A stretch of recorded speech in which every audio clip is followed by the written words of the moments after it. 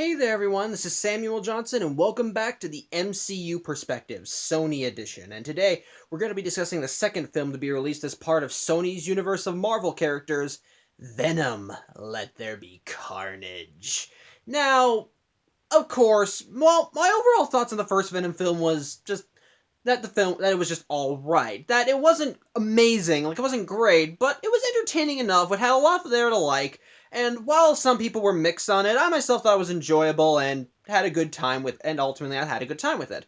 However, one thing that a lot of people agreed on was that it did manage to build enough hype for people to want to see a sequel, especially with the credit scene showing Eddie going to interview Cletus Cassidy and Cletus saying that he'll get out of prison eventually, and that when he does, there will be Carnage. And that got a lot of people excited, even if some of them were like, well, why would we want to see Venom versus like an evil version of him if we saw something like that with Venom and Riot in the first movie? Well, the thing is, Carnage is kind of on a different level, plus he's got brand recognition, so a lot of people, like I said, myself included, were actually excited to see where this would go. Now, the thing is though, of course, it took a while to get there. A lot of people, before they planned to release a sequel, Sony was going to add more films to their cinematic universe. With the second film that they had planned being Morbius, that was going to be released in May of last year. Then COVID hit. And like with so many other films, like Black Widow and Eternals, which we'll be looking at next month, it took a while. Morbius got delayed as well. And Sony, who wanted to still get some money in on the movie season, decided that rather than have the sequel to Venom be their third entry into their cinematic universe, they decided it would actually be their second. And does it hold up? Is it something that you should go see if you're interested? Well, let's find out. And I have notes, so so at certain points I will probably come back to these, because there are some things that I wrote down that I would like to go back to the notes for. So yeah. And just like with Black Widow and Shang-Chi, massive spoilers ahead. I know that Venom threatened that he'd eat the heads of anyone that spoiled this movie, but the film's been out for 2 weeks, so sorry to say, but I'm going to be spoiling this film rotten. So if you have not seen Let There Be Carnage and you don't want it spoiled for you, turn away now, go see the movie, then you can come back. Are we good? Are we good? Okay, so in terms of continuity, this film takes place a little bit after the events of the first film. Then, after Eddie's interview with Cletus... Hold on 1 second. Sorry, dog. Anyway, like I was saying, the film takes place at least sometime after the events of the first film. After Eddie had his little interview with Cletus, unfortunately, Cletus seems to have taken a liking to Eddie, as he seems to be the only one that Eddie's the only one that Cletus wants to talk to, and the police are humoring him. The reason why they're doing this is because Cletus Cassidy is on death row because he's a serial killer, but they need, like Eddie said at the last movie, they need help identifying bodies, finding out where his victims are buried, getting closure for the surviving family members, etc. As such, while Cletus is set to be executed, there's a moratorium on it because they need to get information out of him, and since the only person he wants to talk to is Eddie Brock, they're using him. Although the head officer that's in charge of it, Peter Mulligan? Yeah, Peter Mulligan is against it, and he makes it clear that he does not like Eddie. To make matters worse, Eddie and Venom are kind of having a bit of relationship turbulence. You see, after the events of the first film, the FBI went snooping into the affairs of not just the Life Foundation, but Eddie as well, since he was the only person to walk away from the whole incident with the rocket without getting hurt at all, and with all the death and destruction that came about during the first film, yeah, Eddie's kind of on a list. And so Eddie thinks that he and Venom need to keep a low profile, lest the FBI come knocking on their door and realize that Eddie has an alien parasite in him and will take him away. As such, Venom is pent up and wants to just go out and kill things, eat bad guys' heads, just doing all this, the things he did in the last film, but of course Eddie's trying to tell him, no, we shouldn't be doing this, and of course Venom doesn't like it, but he ultimately complies because Eddie, every time Venom tries doing a fit, Eddie has a fit back. As such, while they're at the police station and Venom almost causes a scene, Eddie is able to keep Venom in control, was able to rein Venom in enough so that he's able to get an interview with Cletus, and Cletus says that He wants Eddie to get to release a phrase, something for his fans, so to speak, and in return, Cletus will give him his life story that he can print out and tell the world. And so Eddie agrees to this, and I wrote the phrase down, and I might have gotten it wrong, so apologies in advance if I didn't get it right. Hold on, where is it? Where is it? I wrote it down. There it is. It is that distant cathedral, all I see.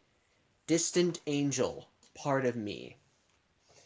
Eddie, of course, prints it, but of course he has no idea what it is, and of course Officer Mulligan, he tries chewing Eddie out to get more information, but Eddie just tells him what he got from Cletus, just a haiku, and Mulligan's just like, yeah, and Mulligan's just kind of angry because he tells Eddie, I don't want you embarrassing me on this. If you find anything, tell us immediately.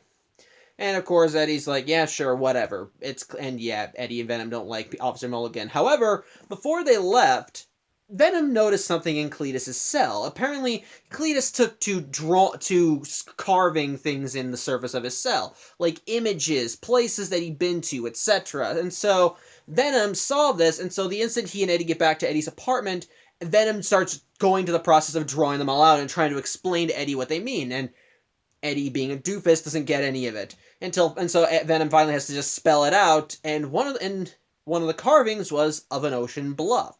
And when Venom finally spells it out for Eddie, Eddie's able to figure out what bluff it is, and so he informs the police, and they find the bodies of Cletus Cassidy's victims. And with this find, Eddie is now back on top. He has now gotten closure. He's the one that's considered wrapping up the case. Officer Mulligan is pissed off because this is supposed to be his big break.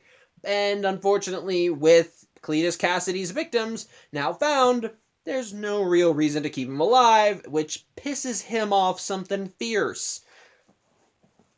However, even despite this win, Venom is still pent up. He wants to go out there, fight bad guys, do all the things he did, and Venom keeps holding him back. Although, admittedly, Venom's primary concern is because he needs a substance. I forgot what it was called. It's a certain chemical that's only found in brains and chocolate. Hence why Venom has and it turns out, Venom has a intense craving for chocolate, but with Venom being pent up, he's not getting enough of that chemical, and so he wants to go out there and find bad guys so he can bite their heads off.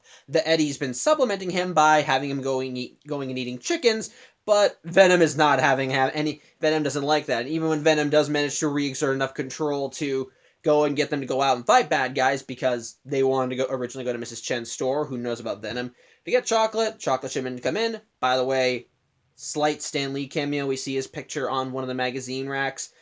Rest in peace, Mr. Lee. And ultimately, with the fact that there's no chocolate shipment coming in, they go and eat chickens. But yeah, Venom is still not happy. But his mood brightens while they're out on patrol, Eddie's phone rings, and it's Anne. And the thing is, Venom is still pissed that Eddie and Anne are not back together. Even at one point, chewing Eddie out and saying, "Yeah, you go talk to Cletus. You'll just ruin it. Like, you ruin everything." And he's just referring to Anne. However, once Anne calls them, she tells Eddie that she has some news that she wants to share with him, and Venom thinks that, oh yeah, she got dumped. That's the voice of someone got dumped. This is our big chance, man. And so they meet up the next day at this fancy restaurant. They talk, they try and socialize, even though it's really not working. And Anne finally says, okay, I thought this would be easier in person. And then she shows her hand, and there's an engagement ring on it. Which, pisses Venom off something fierce. And of course, Annie says that she's getting engaged to Dan, and while Eddie tries to play it off and tells her that he's happy for her, congratulations, which they both know is a lie. At the same time, Venom is just doing everything he can to not explode right there in the restaurant. Unfortunately, Anne starts picking it up and is able to, and with a little hint we saw in the last movie, she knows that Venom is there and Eddie is lying about him not being there. And so she tells Venom, take care of him, try and keep him out of trouble. And so Venom, just to be a dick, makes Eddie cry. But Eddie is clearly is not taking the news well and almost kind of kills himself to try and fix everything. Which Venom saves him, and Venom tries to console him and say, look, I can heal your injuries, but what I can't heal is a broken heart. It takes time, and you just gotta put on your big boy pants and let it work through it. To which Eddie responds, easy for you to say, I'm a real boy. You're just an amoeba. Which, yeah, kind of kind of a little hint of what's going on. However, as such, the next day, Venom tries to make it up to Eddie by cooking him breakfast, but as Eddie's reading through his mail, he finds a postcard from Cletus Cassidy, which is pretty much an invitation for Eddie to come to his execution. It's also through this letter that we finally get insight into Cletus's backstory, how he was a killer ever since he was a kid, and it started with him pushing his grandmother down the stairs, throwing a hair dryer into his mom's bath while it was still plugged in, and his father, who continuously abused him, decided that he didn't want to have anything to do with Cletus, so he sent him off to, I wrote it down, what was it? It was a home called St. Estes, and unfortunately, Cletus's life there wasn't any better. Until he met someone. A girl named Frances Burroughs. And Frances was a very unique child. She had superpowers, specifically a sonic shriek that she could use to blast back anyone, hurt them, cause mass destruction, and she took a liking to Cletus and kept him safe. And Cletus, who was already a little psycho by that point, was attracted to her. And as such, they grew up in St. Estes together, and we don't learn... Okay, with this part we don't learn in the letter, we actually learn in the beginning of the movie. They pretty much built a relationship, but Frances's powers were getting stronger and stronger, and St. Estes couldn't take her, so they sent her away to an institution called Ravencroft, though Frances had a little incident in the transport as she tried to use her sonic screech to kill one of the officers, and while she was unsuccessful, she did blow out one of the officer's eardrums, and he responded by shooting her in the face. Didn't kill her, but it took one of her eyes with her getting a prosthetic or a replacement. I don't know. It's a different color, so it's clearly not the same eye, or it's injured. I don't know. Bottom line, she was brought to Ravencroft, and the thing is, nobody knows about Ravencroft, so everyone just assumed she was dead. And of course, the officer that she tried to kill was Officer Mulligan, who is, the asshole that Eddie's been dealing with. And again, that message that Cletus had Eddie print, that was for her. Because Cletus thinks that she's still alive. But bottom line, with that backstory, he just wants to invite Eddie to his execution. And while Venom tells him not to go, Eddie does anyway, because again, maybe this is their last chance to get any more information out of him. And as such, they go there, and they come in on Cletus having his last meal, and Eddie takes out a recorder, and which Venom tells him he doesn't need because Venom has an eidetic memory, but Eddie uses it anyway. And so they have their conversation, and Cletus just says he wanted to give Eddie last wishes. And his last wishes are that he hopes Eddie dies alone and forever, and knowing what kind of a leech he truly is. Now, Eddie, of course, is actually just taking this in stride because, well, he's Eddie Brock, and he's been called a lot of things and he was called quite a lot of things in the last movie, and he was able to roll with it even if his life sucked. As such, Cletus just continually berates and verbally abuses Eddie, calling him a leech, how he broke the trust of his girlfriend, ruined her, ruined his own career, ruined his own life, and how he wanted to build a kinship with Eddie, a friendship, a family, and especially considering how they both apparently had abusive dads. This is the first we've learned of it, which actually is canon to the comics. But ultimately, what finally pushes things over the edge is when he claims that while Cletus killed his mother, so did Eddie. Except while Cletus did it by throwing an active hairdryer into her bath, Eddie killed his mother just by being born. And like I said, while Eddie's taking it in stride, Venom is not. And Venom finally decides, okay, screw this, and just lunges at the cell and just starts throwing Cletus around. And while Eddie's trying to get a rein on him, eventually he does.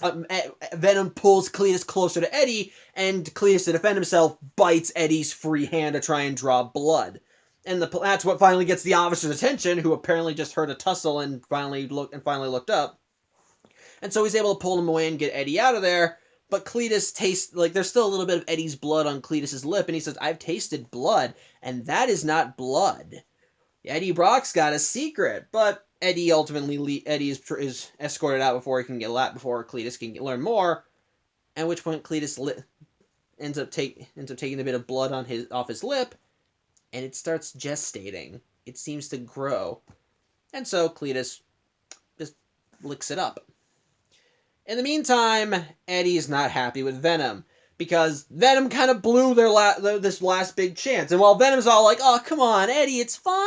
I know I'm sorry, it was an accident."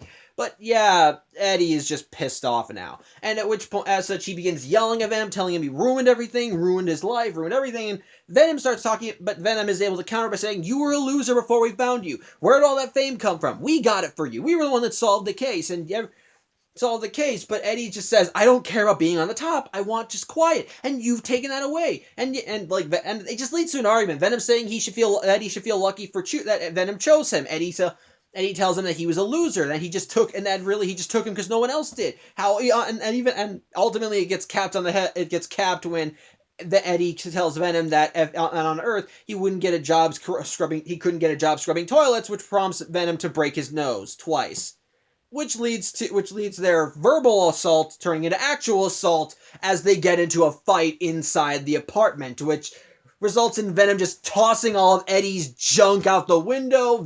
Eddie trying to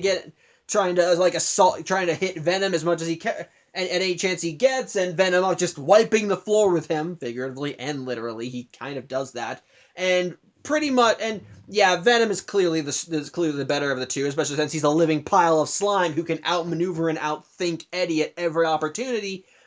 But ultimately it comes to a head when Eddie managed to grab his biker helmet and break Venom's teeth, because this was Venom gooing out, and finally Venom says, "I guess this is it then, isn't it?" And so he glues Eddie to the ceiling, and Eddie says, "Yeah, I guess this is." And he turns on an alarm, which forces Venom out of his body.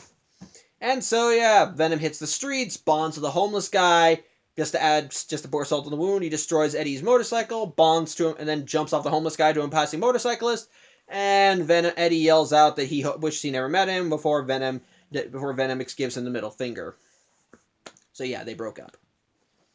But at the same time, Eddie thinks he's got some calm back.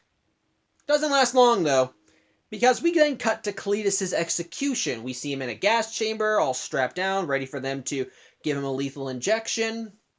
Everything, and of course, all the family members of his victims are there. He says the famous line, "Soon come chaos, chaos soon comes." And so the warden says, "Are those your last words?" And Cletus just tells everyone to enjoy the show. And so they begin getting the chemicals in place, all of them going into Cletus's veins, when suddenly his veins fight back. A strange red substance goes up through the tubes, stopping them from injecting the poison. And suddenly Cletus starts shaking. His eyes glaze over. We see something growing out of his arms, something red, something that seems to be growing out of his very body. And as it keeps going, the officers inside are freaking out. And as it keeps going, suddenly we see him fidgeting. He manages to break his bonds, and suddenly there's smoke from destroyed machinery, and everybody runs out. Officers shoot at what's inside, but something keeps pulling him back, so they keep knocking him aside.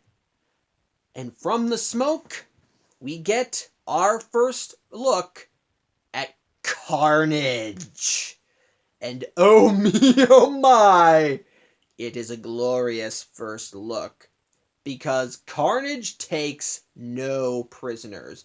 He just walks right out of the lethal injection chamber, and any officer that comes at him, he just swats aside, kills, kills, throws down, slices up, just starts tearing them apart, and we see the full extent of Carnage. No, not even that. Of just a bit of Carnage's full capabilities. As anytime anyone shoots at him, they just don't have no effect, or he just opens up his chest and they fly right through. He's able to use his body like living appendages that can grab things.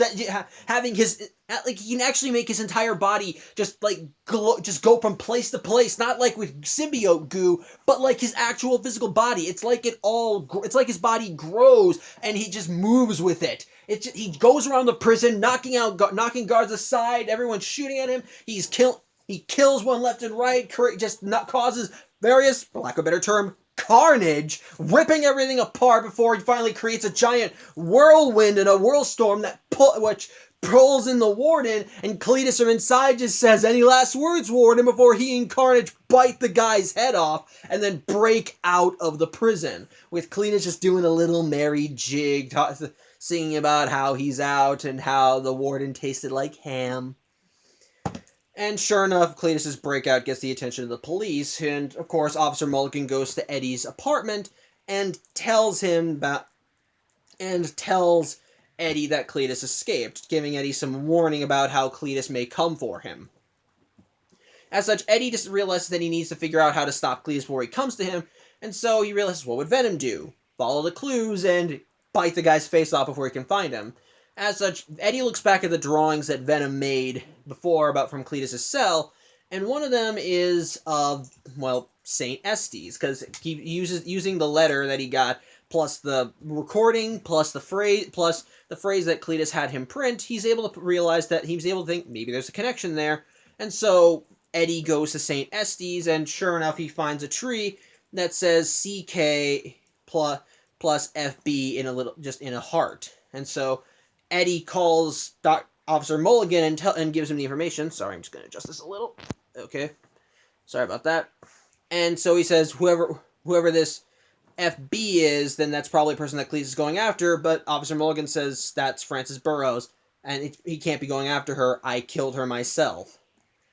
But yeah, sure enough, Cletus is on the trail, as he and Carnage kill a guy and steal his fine suit, steal a red Ferrari, and this is where he and Carnage actually talk for the first time. And again, something I genuinely like, Carnage has his voice. Woody Harrelson is playing the Carnage symbiote, just as Tom Hardy played the Venom symbiote as well. And so Carnage is telling Cletus that yeah, he's real, and if he wants to be invincible, they need to destroy the very thing that created them. In this case, Venom. And Cletus would be happy to do that, but first he wants to find Frances, which Carnage is more than willing to help him do. All while they continue ripping and killing everybody they see. Sure enough, they go to a gas station, and after killing the guy working there, Carnage is able to use his powers to hack into a laptop and access the Ravencroft Institute's database, where they find Frances. They manage to get its location, and Frances, who's getting a verbal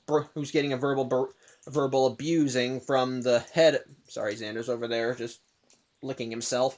Sorry, they're going to be shaking. Well, Frances is getting a verbal abuse from the head warden in charge. She just says, "Oh, Cletus, yeah, your boyfriend got out, but he's not going to come here. Come on, where is he right now?" Which Cletus suddenly appears and says, "I'm right here." And we see that with Carnage's help, he's already slithered into Frances' cell, and with Carnage's tendrils, he strangles the warden. As such, with Carnage's help, Cletus is able to break Frances out of her cell. I'm just going to call her by her supervillain name. It's Shriek. And so they get outside of Ravencroft, and we once more see more of Carnage just whipping and tearing things apart, creating a giant webbing of symbiote tendrils while the police arrive. And of course, Carnage just wiping them out with little to no effort, and even to the point where he takes over Cletus again and just starts doing it personally. But when Shriek tries to help out by using her sonic screech to knock out a helicopter, it nearly disrupts Carnage, and he has to retreat back into Cletus. As such, they both escape, but Carnage tells Cletus, "She does that again, I'm biting her face off." And so Cletus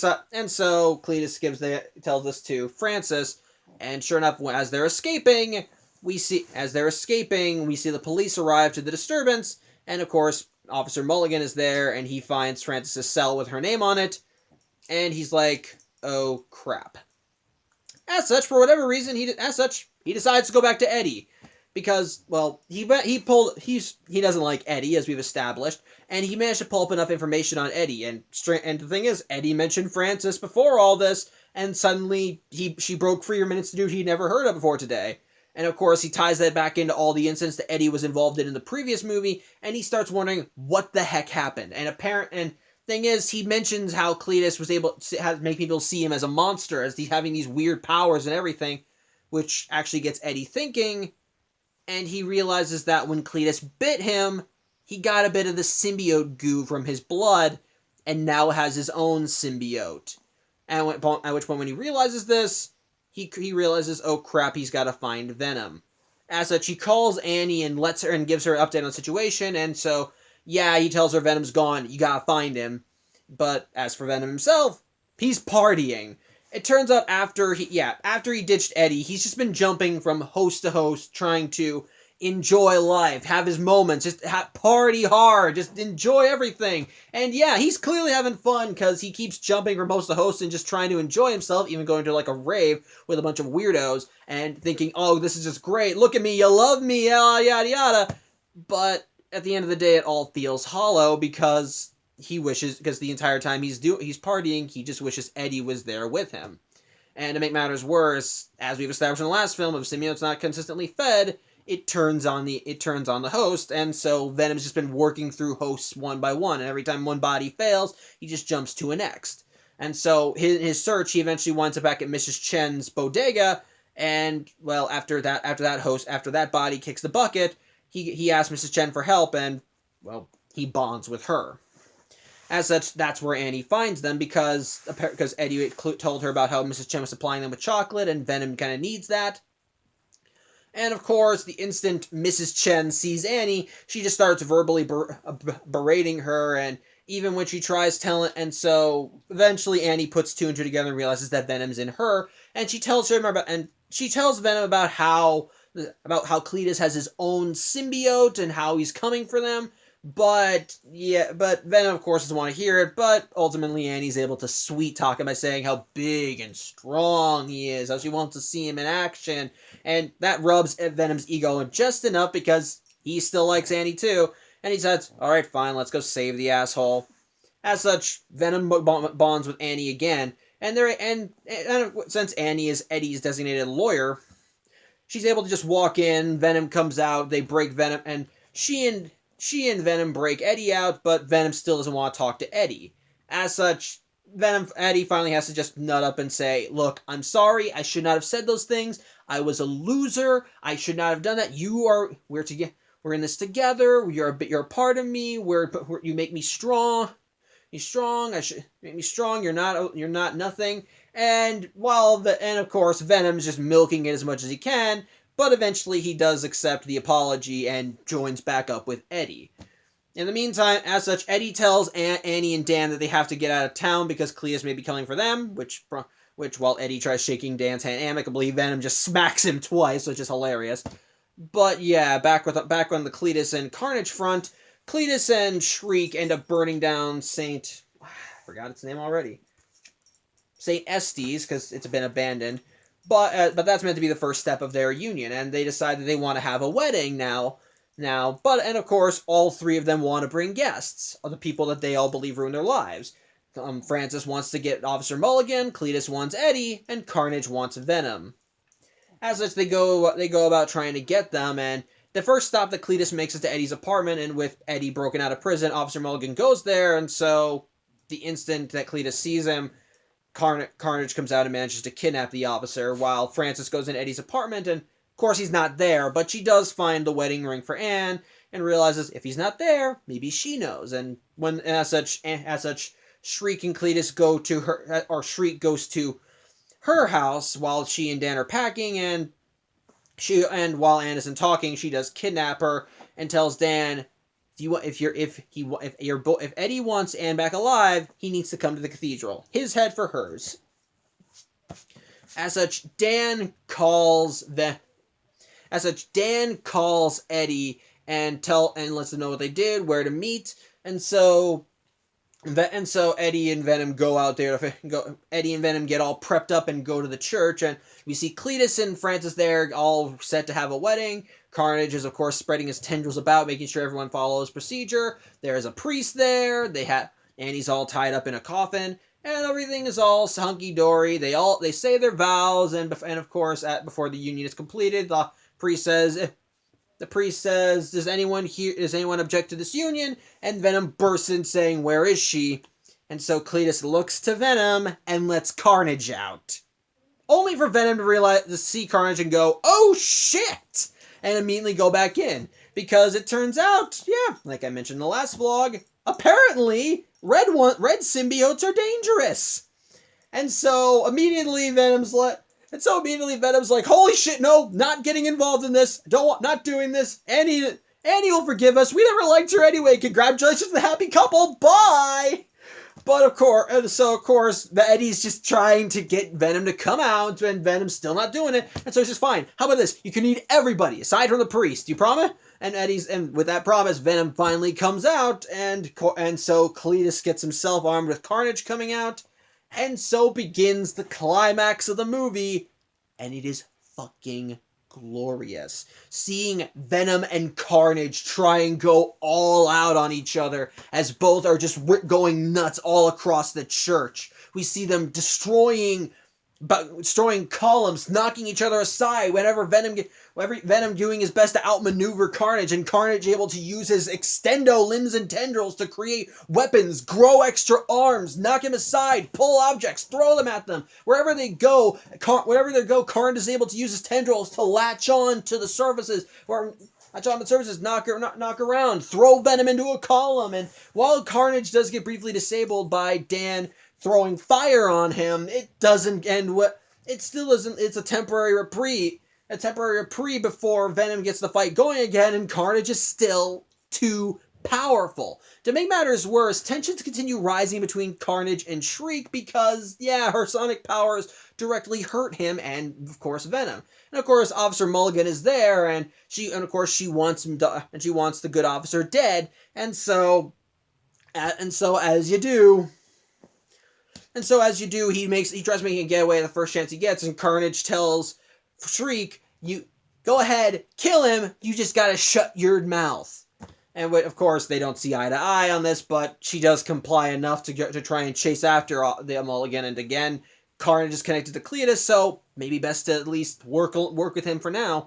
But yeah, Carnage is definitely more powerful than Venom, and even while Venom is still getting little advantages throughout the fight, Carnage is able to up it by grabbing the priest and biting his head off and getting even stronger in a way, what he calls a power up. As the result, and the thing is, as a result, while Francis and Officer Mulligan are fighting, Cletus hears this and tries going out, but Carnage keeps telling him to shut up while he tries killing Venom. And eventually it gets to the point where he throws Venom into rubble, and the end result is Venom being buried under it, and Carnage telling him, "You're gonna see me kill her." Before Carnage grabs Annie and starts climbing the cathedral tower. In the meantime, Shriek has managed to wrap Officer Mulligan's neck in a chain and throw him off from off a short distance to a balcony, make it look like he injured himself. It looks like he's dead. He's not, but he looks like it. But Carnage just keeps growing and growing as his tendrils start encompassing the church. And gets to the point where even Shriek realizes, okay, this is kind of too much. You gotta calm it down. And Carnage is just telling her, shut up. I will shut you up permanently. But of course, Cletus loves her, so this causes a rift. And while Venom is ready to just throw in the towel because Carnage is clearly stronger, it's not going well. Eddie is the first to notice that Carnage and Cletus aren't in sync. They're not a perfect match. So that gives Eddie and Venom an advantage since they are matched. And so that extra bit of confidence allows them to break out of the rubble. And the thing is, during the fight, one of the things that happened in the church was that the bell tower that was above started clanging, which which wound up hurting Venom and Carnage, causing them to recede back into their host, so allowing Eddie and Cletus to duke it out, which also led us to the fact that the reason Cletus killed his grandmother and his mom was because apparently all the family members were abusing him. So just assholes all around, I guess. But during one of the times when Venom and Carnage were out, Carnage was able to grab like that little rung that's in the bell and pull it away. And so when Venom gets free of the rubble, he grabs that, and so he does his best to climb the tower, but it's still clear that it's a losing battle. Venom is barely holding on. It's probably the only reason he's not dead is because he's using his powers to heal all of Eddie's wounds. But it's clear that if something is not done immediately, that they're going to die. And not just Venom, but also Annie and everybody else. And Carnage just does not care. He's just ready to end it all. However, Shriek, who is not dead, realizes that she needs to stop him, and so Venom and Eddie realize that if they want to stop Carnage, the best thing to do is with sound. And while Carnage may have ripped the rung out of that bell, the bell itself still stands. And so just before Shriek can do another sonic screech, Venom knocks her into the bell, and the resulting clang is enough to shrink them.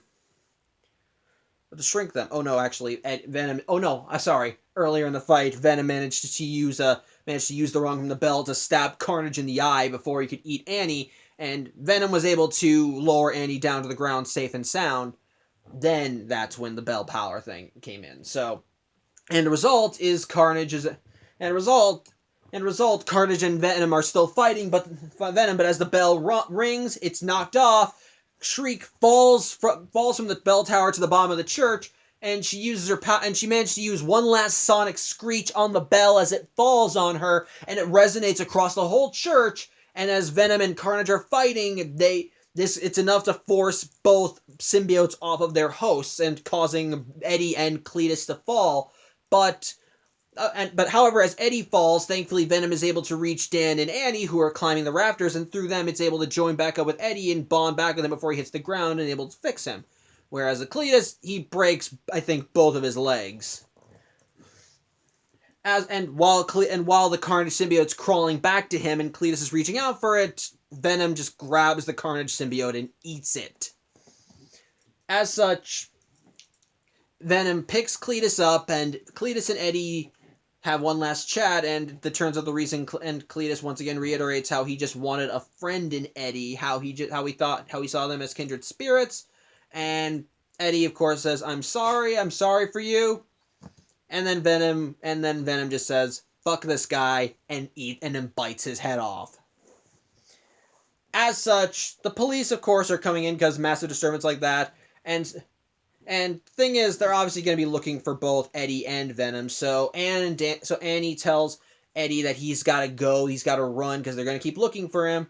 Venom tells her good luck. Venom tells Dan good luck, how he likes him now, even though he thinks that in the fight he was next to useless, possibly a hindrance. But Eddie and Venom do run away, and while Venom does offer to leave Eddie because they want Venom, not Eddie, Eddie is saying, no, we're going to take this burden together. We're in this together. We're partners. And so Venom's just all happy about this. And so the film ends with them on a beach, because earlier in the film, Venom talked about how he wanted to feel the sand in his toes and the wind in his hair. And so Eddie's letting Venom do that. And so they're just kind of sharing a moment because Venom wanted to call himself the Lethal Protector throughout the movie, and ultimately Eddie says, and so they're just kind of chilling. Venom offhand admits that he loves Eddie. Talks about if you love someone, it kind of makes you a whole and you have all their faults and everything. And so Eddie just kind of takes that and say. And Venom's like, where will we go? And Eddie says, wherever needs a lethal protector. And so they just bask in the sunlight and enjoy themselves, and that's where the movie ends. But again, since it's a Marvel film, we got an after credits scene. And it's the after credit scene is Eddie and Venom chilling in a hotel room and watching a Spanish soap opera. And so they're talking about their thoughts on the episode, how this one guy and this girl that he liked apparently were having a fight because the guy kept his deep dark secret. And of course, Venom's like, "Oh, everyone's got skeletons in their closet," and he's like, "Are you hiding stuff from me?" And Venom's like, "They're a hive knowledge of millions of species from millions of galaxies and universes that we. If you were exposed to that, it would break your mind." And Eddie's like, "Oh, really?" He's like, It's like, "Yeah, here, I'll show you a fraction of it." And so Eddie preps himself to get like a small piece of all that knowledge, when suddenly he starts tripping balls. And it's not Venom doing it, because Venom starts freaking out too, and suddenly the whole hotel room starts shifting and changing until suddenly they're no longer in like a crappy motel room somewhere in Mexico, but now like in this fabulous, I guess, Florida retreat or whatever. The sun is out, and it's not even in the same hotel room anymore. Like, there's like little swan towels on the end of the bed. Eddie's asked Venom, "Did you do this?" And Venom's like, "No, I didn't have nothing to do with it." And the thing is, though, not only has the hotel room changed, but what's on the TV has changed as well. Instead of a Spanish soap opera, it's a news broadcast from the Daily Bugle. And the one heading the broadcast is one J. Jonah Jameson, as he talks about how much of a menace to society one Peter Parker is, aka Spider-Man. Yep. Eddie and Venom somehow have been shifted into the Marvel Cinematic Universe. And the news broadcast they're seeing is the one where Jonah is exposing Peter to the world for not only as Spider-Man, but as Mysterio's murderer. And as Eddie looks at the screen, Venom comes out, looks at a picture of Peter on the screen, and his only words are, "That guy," before he licks the screen. And the scene ends with the real owner of the hotel room coming out and like, "Hey, what the hell, dude? What are you doing here?" As it sees Eddie just sitting on the floor. And that's where the movie ends. So, my thoughts on this film? Overall, I think it's a lot of fun. Ultimately, I think it's just alright. Kind of in a similar vein to the first film, but I definitely think this film is better.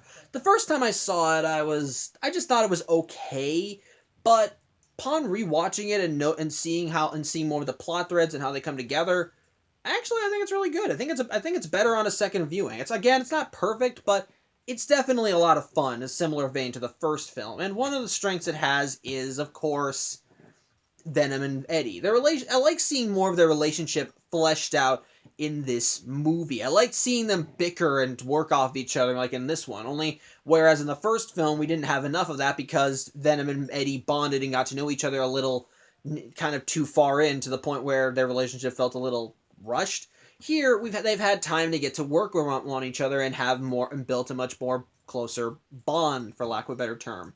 And it's in this film that we kind of see a lot of the qualities that Annie complained about in the last movie. How Eddie is needy, kind of complaining, has an ego to stroke, and we see that coming out in Venom in this film as we see him and Venom clash. And yeah, kind of a loser. And you can see a lot, and you see him just constantly vying for control in the relationship, trying to force Venom down, even though Venom is, as Venom puts it, a predator. He needs to get out there. He needs to work. And while Eddie has justified fears and that he doesn't want the government coming after them, at the same time there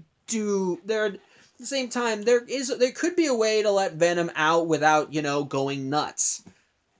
So I feel like there could still be ways around that, like one of the things of evidence that Officer Mulligan used against Eddie was that a bunch of the bodies were around his apartment. Maybe they could space it out, go further into the city, go after them, making sure that there are no witnesses. Because after all, Venom, as he puts it, is a lethal protector. So go after the guy after they get out of the way, and if there's like a thief or anything, drop off the goods back to their owner without them knowing. I think it's perfect, and yeah, I think it's perfect But again, at the same time, the fears are not unjustified. At the same time, though, we're seeing more of Venom's personality, and while the first film definitely showcased a little of his showcased some of his dorky personality, enough to make him kind of likable, this one kind of pushes it a little further as we see Venom being a bit more needy, a bit more standoffish, just a bit more drab, a bit more of a hopeless romantic. It's kind of cute seeing it, especially when he starts showing his clingy ex-girlfriend side, like when Venom is just kind of wanting Annie, pushing Eddie, trying to give Eddie a breakfast to try and cheer him up, or when they get into their actual fight, it feels like a big tussle between two people, between an actual couple, and it's just kind of funny too. It's so ridiculous, especially seeing Tom Hardy getting his ass kicked by this giant pile of slime with these weird opaque white eyes and a smile with sharp teeth. It's kind of hilarious, and yet at the same time so kind of weird, which also makes it feel like a double-edged sword, because I feel like that relation, because at the same time, while this does help deepen Eddie and Venom's bond, because by the end of the film they both realize they're stronger together, and they realize that while they have flaws, they can work through them together. I like seeing that, but at the same time it feels a little weird.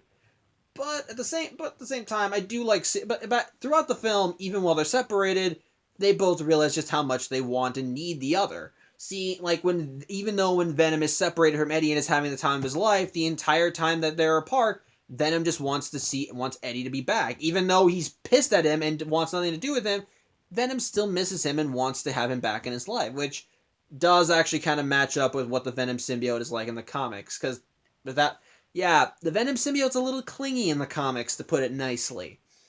So, and that was one of the reasons that it was probably considered an outcast, whereas other symbiotes like to use up their hosts. And as me and Haley talked about in the last vlog, what got Venom to start opening up to Eddie and liking him was the fact that Eddie referred to them as we, and so that's when Venom decided, I think I'm starting to like this guy. And so in this film, we see more of their relationship develop, and they spend enough time together that Venom, even when angry at Eddie, still wishes he was there. I like that. It showcases more of it. And by the end of the film, they both realize they are stronger together, that they're not just two people, there are one person, and they need each other. So I like seeing that. I think that's cute. I think it's nice seeing it more fleshed out. It felt weird the first time I watched the movie, but seeing it again, I realize it's kind of cute in a weird, creepy way. It's kind of complicated. It's weird. And of course, the action is still nice, though I guess if there's one fault of the whole Eddie-Venom relationship, is that it feels like a romantic comedy in that regard, and it feels just kind of out of place throughout the plot of the movie. It just kind of feels weird having that plot interspersed in the stuff with Carnage. I suppose that, which is actually, now that I think about it, one of the themes present in the film is kind of romance, those other halves, how they can complement each other, what you'll do for them. We have that with Venom and Eddie, who are both these two very distinct beings who are similar in enough regards, but ultimately they come together to make each other complete. We see that with Cletus and Shriek. How they're both, and that's actually another thing I like. I love Shriek. She's just batshit insane, and she's amazing, and she compliments Cletus Cassidy so well throughout the movie. Sorry, my dog is right there. He's just kind of wandering around. It's the instant that Shriek sees the Cletus with the Carnage symbiote, she just thinks it's hot, that it's awesome, that he's got all these cool powers. I'm going to pause this for a second. Hold on. Sorry about that, dog. And he'll probably be coming back in later, so I'm probably going to pause this again. But yeah, like I said, a constant theme throughout the film is a matter of love and relationships. And like I said, Venom and Eddie by the end realize they're stronger together and that they care about each other, warts and all. Then what ultimately Venom is able to find a way to let Anne go, but especially with the metaphorical sense, as he lets her go, as he lowers her into Dan's arms, kind of like a way of saying, you belong together. And of course, there's Cletus and Shriek, who just ultimately complement each other. They're crazy, just balance each other out, and the thing is, their lives both kind of sucked. Cletus did have a shitty life growing up as a kid, and that's what resulted in him becoming the serial killer he is today. But at the same time, Shriek was his light. And she's just as nuts as he is. She's just as much of a killer, but together, they complement each other, and they love and support each other. But then you have Cletus' relationship with Carnage, and ultimately their downfall is the fact that they're not a perfect match. While they're perfect and while they're good enough for the most part, at the same time, Cletus and Carnage are not always on the same page because while they both enjoy killing, they both do it for different reasons, and ultimately it's that separation that gave Venom an edge that allowed them to be defeated. And while Cletus definitely wanted Carnage back enough to try and so that they could finish them off, that was ultimately that. At the end of the day, they just weren't a good match for each other, and that's what led to their downfall. And keep in mind, it was Shriek wanting to kill Carnage that helped destroy them because Cletus cared about her and she cared about him. So, there you go. But again, a kind of double-edged sword with that kind of storyline is that it feels a little weird in this movie, especially with the result with Venom. As well, I said it was kind of cute in a kind of weird, gooey way, in a weird, creepy way. It also felt a little off-putting, especially seeing Venom get all moody and weird. And while I know that part of the Venom symbiote's motivation for why it does some of the stuff it does is because it's clingy in that regard, at the same time, seeing that in practice, especially when the Venom symbiote has its own personality, it's a little weird. You can't really deny that. On top of that, another flaw I'll give it is Officer Mulligan really does not feel like he should be a character in this. I mean, there are hints with his character of things to come because after the climax of the movie and the police arrive at the church, he's not dead, and the last words that you hear from him are monsters before his eyes start glowing. So there could be something there. There might be a hint towards a future movie, but honest to God, if he's an important character, he's not. I don't really see him. Maybe he becomes Toxin later. I don't know. But ultimately, the point is, he feels like a superfluous character in all this. You could replace him with any other officer character, and it would have been the end. It would have been the same result. And ultimately, the guy's kind of annoying. No offense to his actor. His actor does a good job, which I'll give the comment to this movie. Every actor turns in a fantastic performance in this movie. But at the same time, this guy is annoying and pissy and just kind of grating. That you kind of feel Eddie's irritation, and he just does not like Eddie. He acts like a dick for the sake of being a dick. I can understand if he was suspicious of Eddie regarding all the weird stuff that happens around him, but ultimately he just doesn't like Eddie, and he has a pissy, and he just acts like a pissy little child when things don't go his way, which. Again, I know the police aren't looked at as a positive light at the moment, but I think even a dirty cop would have at least some professionalism on the job. I mean, I expect them to get angry, but not to the point where they start throwing tantrums like they're little kids, for God's sake. So, yeah, the guy's kind of an annoying, superfluous character that I think could have easily just been replaced. And again, the whole stuff with Annie, I don't want to say she's superfluous because she and Dan do end up doing stuff. But at the same time, for the most part, she just feels like she's there. Again, not completely. She does contribute to the plot. She's the one that gets Eddie and Venom back together, but then after she contributes that, she gets turned to the damsel in distress, and Dan only provides some minor assistance here. So I feel like that her role was majorly downgraded. Though to be fair, maybe in the first film maybe you could say the same thing in the first film, but even in the first film, she contributed because she and Dan were the ones that were checking in on the Venom symbiote, and her relationship with Eddie is what helped fuel some of the plot. So that actually felt better, but here, it feels like she's been slightly downgraded. Not a lot, because again, middle act, she does do a lot, but then after that, she's just damsel in distress, something for Venom to chase. So that, I think, is also a problem. Is another problem with the movie. So, but, with that being said, for everything it does wrong, for all these little things that do get it wrong, that they kind of feel a little weird, one thing they get done perfectly is Carnage. Woody Harrelson turns in a fantastically creepy performance as Cletus Cassidy. This just so weird serial killer that kind of lives in his own world, just kind of operates on his own rules, and just kind of doesn't seem to give a damn about anything. Like, to him, killing is like an art, something he has mastered, and he just can do for the sake of doing. He enjoys it. It's a masterpiece, and he doesn't care who he hurts as long as he does it his way. Because to him, killing is just beautiful. And it's just so creepy seeing him in there, especially when at certain points he does lose his temper. Although, so Woody Harrelson does a great job in that regard, but another role he does, but Cletus Cassidy is just one half of the equation. You gotta also look at Carnage. And oh, sweet mother of God, this is a great film debut. Like I said, Carnage really did not have a major film debut after this. He's been seen in stuff before, like we've seen him in animated series and in comics, but to actually see Carnage in film, oh my God, they did him justice. They did him so much justice. They made him look like a fucking monster. And that's just what he is. Keep in mind, when Carnage first appears, he doesn't make like a silly one-liner or something like that, like with Venom. For him, it's just, well, for lack of a better term, carnage, destruction, death, murder, causing rampages, just silently walking through and just kind of smirking as people try and stop him, and he just casually opens up his chest, just wiping people out one by one without saying a single word. And the only word, actually, scratch that, he does say a word. Cletus says words. Cletus is just enjoying the hell out of this, whereas Carnage is just doing it, killing and killing and killing. And when Carnage finally does talk, his personality really kind of fits to complement Cletus's and showcases why he's like that. Because he doesn't care.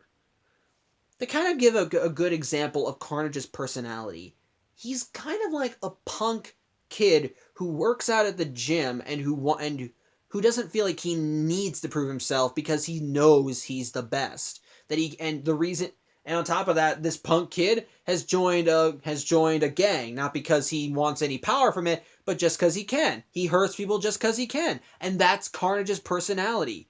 He's a punk kid who knows how strong he is, how powerful he truly is, and his entire reason for why he should kill is simply, why shouldn't he? And I think that's the creepiest motivation of all. Carnage does not give a damn who he hurts. He just wants to do it, just for the sake of doing it. He can do it, so why shouldn't he? He casually kills people. He considers it like a game. When Cletus steals a car and uses Carnage's tendrils to start the ignition, Carnage's first words are, "Let's party." When Carnage is fighting Venom and he bites the priest's head off, he calls it a power-up.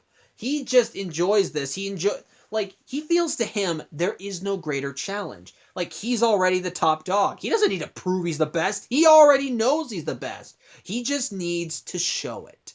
And if he makes a threat, you know he means it because he has the power to back it up. He goes along with Cletus because Cletus and him share a similar mindset, and of course, he's a symbiote. He needs a host in order to act. So Cletus is there. He's willing. Why not join the crazy serial killer who enjoys killing just probably as much as you do? But while he and Cletus definitely have a split in regards to Shriek, for the most part, they really are on the same page. Cletus is having a ball whenever Carnage goes into action, and Carnage is more than willing to let Cletus show him off to give an impression. And Carnage, again, for the most part, he doesn't quip. He doesn't talk.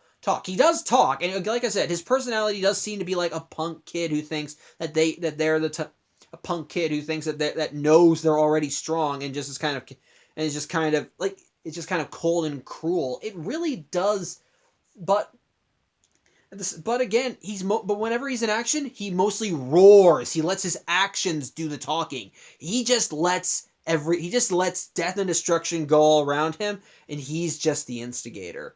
I love it. It's so pure carnage, and it's just so friggin' awesome. And honestly, while he claims that Venom is the only thing that can kill him, you could make the argument that maybe that Carnage has a shared memory with Venom, that because he's Venom's spawn, he remembers everything from Venom. He remembers everything from when he was a part of Venom. So I feel like that could be the case, because since he spawned from Venom, maybe he thinks he needs to get rid of him. At the same time, though, why does Carnage need to get rid of him?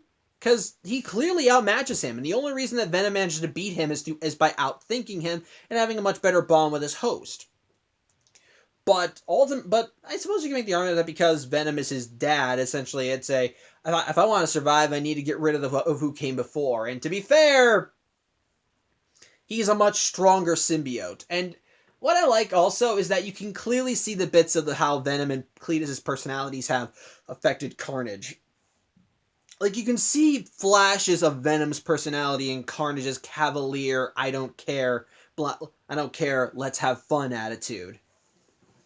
Like when he said, let's party, how he treats it all like a game, how he likes showing off being the big kid in the block, which does actually fit with Venom's personality, since one of the primary reasons Venom stayed on Earth was because so he could be a big fish in a little pond, since among the symbiotes, Venom's the loser. But here, Carnage is an even bigger fish in a smaller pond, and Carnage just wants to kill. And what I love too is that clearly it's just, again, like I said, it's just something he likes to do, because to my knowledge, he only killed 2 people for sustenance in this movie. Throughout the whole film, of all the people he killed, only 2 of them he killed for the sake of feeding himself. Whereas everyone else, he just enjoyed seeing them all die. And another thing I love about the Carnage symbiote is seeing it in action. With previous symbiotes like Venom and Riot, when they're bonded with a host, it felt like that they were a separate entity. When they came out, it felt like they were seeping from out. It felt like they were growing over the skin and then covering the host up. Whereas with Carnage, he looks and actually feels like a physical extension of Cletus Cassidy, which also kind of matches up with the comics, since in the comics, the Carnage symbiote was formed by a bit of the Venom symbiote jumping into an open wound on Cletus's arm and bonding with him via his bloodstream. And it's a similar case here with the Carnage symbiote, as how it was spawned was by Cletus biting Eddie's hand, and a little bit of Eddie's blood mixed with Venom's symbiote goo, and Cletus ingested it, which allowed the two to mix inside of him and which allowed his own natural body system, his own vascular system to integrate it more into him, and that's what I love about it. So whenever Cletus brings Carnage out, it doesn't feel like Carnage grows over his body. It looks like Carnage grows from his body. When you see Carnage's face appear over Cletus's, it doesn't feel like it's not like with the other symbiotes where the mouth grows over them and closes up over their face. It actually looks like it bursts out of his face from his skin, like it's just coming out from under the surface. It feels like Carnage is an actual extension of Cletus's body. Now, again, they are still acting like 2 separate entities, as there are times when Carnage moves back and you see Cletus underneath, and of course, whenever their bond slips, you see Cletus underneath trying to fight back. But when Carnage is in action, he looks like an actual extension of Cletus's body, and it works better when you see his symbiote tendrils. They look like blood and viscera. They're gooey. They leave slime wherever they go. When they split apart, you see like this weird sinew between tendrils. It's just creepy. It looks like it's wet. It looks like webbed, all just gooey and slimy and gross. It feels like it's actually blood turned. It looks like it's actually blood solidified, and it is so fucking gross, and it works so well for Carnage because it makes him look even creepier. And seeing Cletus just expand this from his body makes him look like a monster, even when Carnage isn't on the outside fighting his way out. I think that's great, and I think that's great, and definitely makes him look so much creepier. Add on Woody Harrelson's performance as both Cletus Cassidy and Carnage, because like I said, I love how the symbiotes take on the voice of their hosts, though for some reason Venom's voice was the same no matter who he was bonded with. And so seeing Woody Harrelson do this kind of giddy kind of cold serial killer to this darker, more cruel badass who knows all he has to do is just walk into a room and point at someone and they'll die. There are 2 very distinct personas that Woody Harrelson is able to pull off perfectly, and I love it for that. And ultimately, and I guess I feel an only disappointment there is that since the film's PG-13, a lot of Carnage's kills had to be censored, I suppose. But again, it's the real terror comes in what he can do, and what they can get away with showing. So it's a double-edged sword. Again, I guess that's a flaw. They could have. It feels like they could have gotten away with more, especially with Carnage. But I don't know. Maybe in a sequel. Actually, no, not really. Since Venom killed both halves of Carnage, Venom ate the Carnage symbiote and then bit Cletus Cassidy's head off. So I guess that sucks. It would have been cool to see him come back for a sequel, have it maybe fester, but then maybe show that the Carnage symbiote isn't dead. Cletus still has a little bit of it inside him. They're waiting. They're waiting. So that would have been nice, but nope, just off them. But whatever. I feel like that was a missed opportunity. It feels like that could have been better. Like that could have been better shown. But for what we had, it was such a great outing of Carnage. Seeing him in live action, it looked like Carnage. It felt like Carnage. It was done, and it was executed perfectly. So I like that. So overall, my thoughts on the movie: it's a lot of fun. The action is still really fast and intense. The effects definitely still look a little fakey, but are still impressive to look at. I love seeing the different looks for the two different symbiotes. I like seeing how Carnage is executed. All the acting is perfect from everybody. I love the undertone of relationships and feelings and love between the characters, and how that love can help other characters move forward, whereas with others, because they lack the connection, it's what holds them back. I loved seeing the powers. I loved seeing how they interacted. I loved seeing the relationship between Eddie and Venom grow, though that was kind of a double-edged sword, as I explained. Again, its only problems are, it feels like while Carnage was awesome, they could have pushed it a little further. The stuff with Venom, while cute, felt a little off. There were superfluous characters, like with Officer Mulligan, who might be important in a future film, and Annie and Annie and Dan in the third act, where they felt like they really didn't contribute a lot. And again, the whole subplot, like I said, the whole subplot with Eddie and Venom, while cute, did feel a little weird and a little out of place in the movie. But for what we had, it's still a fun ride from beginning to end. And if you liked the first movie, I think you'll enjoy this one. It's got great action, great characters, great villains, great story, great villains, amazing fun. It's just a fun ride from beginning to end, and I cannot recommend it enough. It's not perfect, it's not great, but it's definitely awesome, and definitely worth checking out if you're a Marvel fan, Venom fan, or especially a Carnage fan. So, yeah. Let There Be Carnage gets 2 thumbs up from me, so. Yeah, I think that's about all I have to say. Thank you for watching. I'm Samuel Johnson, and as promised, next week we're going to go back to Cole Lyoko, but the next time we venture back into the Sony edition of the MCU, it's time we see Jared Leto enter the Marvel Universe, as we see him take on the role of the living vampire himself, Morbius.